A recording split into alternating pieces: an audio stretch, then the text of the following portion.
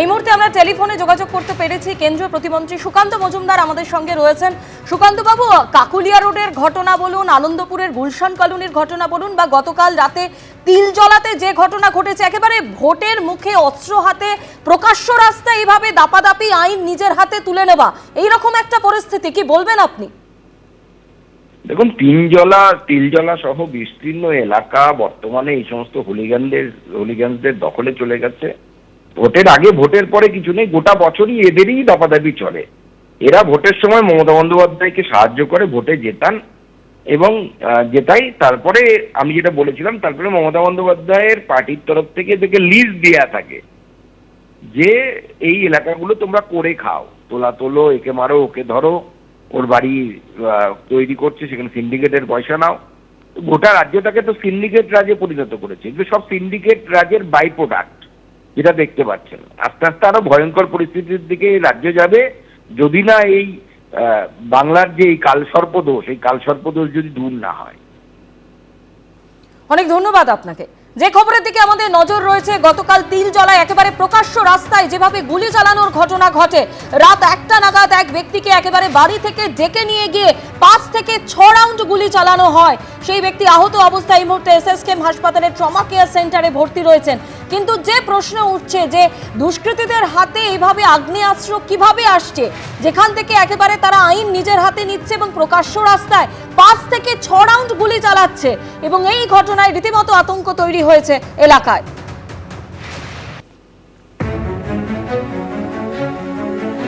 মোহাম্মদ সালমান এবং তার সঙ্গী, তাদের বিরুদ্ধেই এই গুলি চালানোর অভিযোগ উঠেছে এবং আহত ব্যক্তির নাম নিয়াজ, তিনি গুলিবিদ্ধ অবস্থায় এসএসকেএম হাসপাতালের ট্রমা কেয়ারে ভর্তি রয়েছেন। সালমান এলাকার কুখ্যাত দুষ্কৃতী, দাবি এলাকার স্থানীয় বাসিন্দাদের। ঘটনা তদন্ত শুরু করেছে বেনিয়াপুকুর থানার পুলিশ।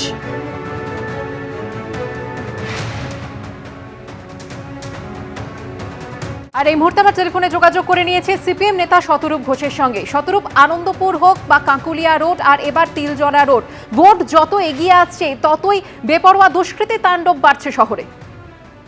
দেখুন, পশ্চিমবাংলায়, মানে সেটা আপনি কলকাতা বলুন কি বাংলার যে কোনো জায়গায়, বন্দুক পিস্তল কত সহজলভ্য দেখলে সত্যি আতঙ্কিত হতে হয়, শিউরে উঠতে হয়।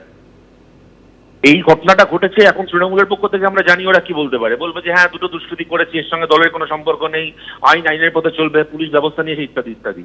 কিন্তু তার থেকে একজনকে গুলি করলো কি করলো না, পুলিশ ব্যবস্থা নিল কি নিল না, তার থেকে অনেক বড় প্রশ্ন হচ্ছে এই যে কারোর সঙ্গে কারোর একটা পাড়ায় ঝগড়া হলো, কোথাও কারোর সঙ্গে কারোর কলতলায় জল নেওয়া নিয়ে ঝগড়া হলো, কোথাও একটা ফুটবল মাঠে গোল হয়েছে কি হয়নি তাই নিয়ে ঝগড়া হলো, সেখানে বন্দুক বেরিয়ে আসছে, গুলি চলছে।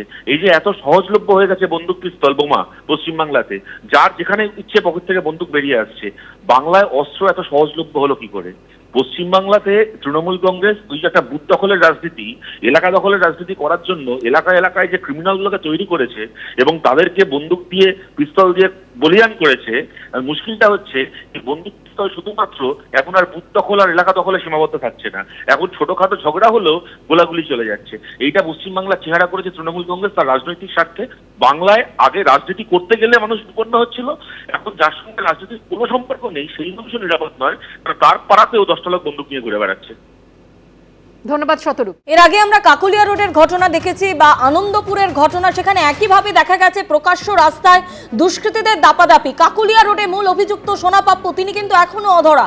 অন্যদিকে আনন্দপুরের গুলশান কলোনির কথা আপনাদের মনে আছে যে 2025 সালে যে ঘটনা ঘটেছিল সেপ্টেম্বর মাসে, সেখানেও কিন্তু অস্ত্র হাতে দুষ্কৃতীদের তাণ্ডব আমরা দেখেছি। আর গতকাল রাতে তিলজলা রোডে, তিলজলার মতো ব্যস্ত রাস্তা, ঘন জনবসতিপূর্ণ এলাকা, সেখানে যেভাবে দুষ্কৃতীরা তাণ্ডব চালালো, প্রকাশ্য রাস্তায় 5 থেকে 6 রাউন্ড গুলি চালালো, তাতে কিন্তু স্থানীয় বাসিন্দারা রীতিমতো আতঙ্কে রয়েছে। তৃণমূল কংগ্রেসের তরফে দেবাংশু ভট্টাচার্য এই মুহূর্তে টেলিফোনে আমাদের সঙ্গে রয়েছেন। দেবাংশু, প্রকাশ্য রাস্তায় গুলি চালানোর ঘটনা তিলজলাতে গতকাল যেভাবে ঘটেছে, তাতে কিন্তু বিরোধীরা একটা বক্তব্যই রাখছে যে গোটা রাজ্যই সিন্ডিকেট রাজ চলছে বলেই এই ঘটনার বারবার পুনরাবৃত্তি হচ্ছে। কিন্তু প্রথম কথা বলবো, দুঃখজনক ঘটনা, কলকাতা শহরে এই জিনিস এক্সপেক্টেড নয়। প্রশাসন দ্রুত অ্যাকশন নেবে বলেই আমাদের বিশ্বাস, এবং অলরেডি প্রশাসন সেই উদ্দেশ্যে কাজও শুরু করেছে।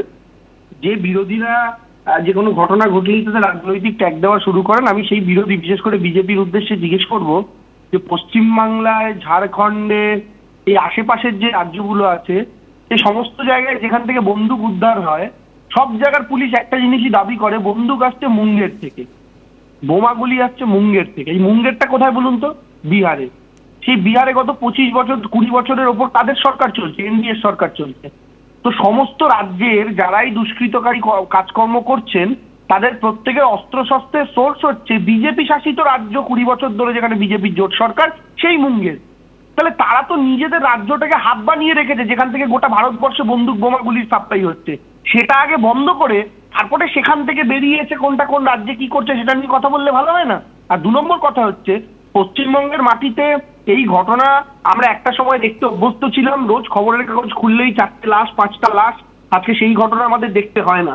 আজকে পরিস্থিতি এতটাই ভালোর দিকে গেছে যে একটা দুটো গুলির ঘটনা চললেও আমরা চিন্তিত হয়ে পড়ি, এবং আমরা আশা করি প্রশাসন যেন দ্রুত অ্যাকশন নেয়। এর আগেও নিয়েছে, আগামী দিনেও নেবে, এবং আজকের ঘটনাতেও প্রশাসন অ্যাকশন নেবে।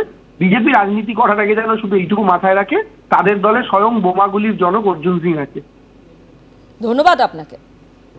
বসন্তের শুরুতেই নিম্নচাপের বৃষ্টি, কলকাতা সহ দক্ষিণবঙ্গে বিক্ষিপ্ত বৃষ্টি। সকাল থেকে কলকাতা সহ একাধিক জেলায় হালকা থেকে মাঝারি বৃষ্টি হয়েছে। ভিজল হাওড়া, হুগলি, 2 চব্বিশ পরগনা, 2 মেদিনীপুর, ঝাড়গ্রামে। বঙ্গোপসাগরে নিম্নচাপের জেরে এই বৃষ্টি, এমনটাই জানিয়েছে আলিপুর আবহাওয়া দফতর।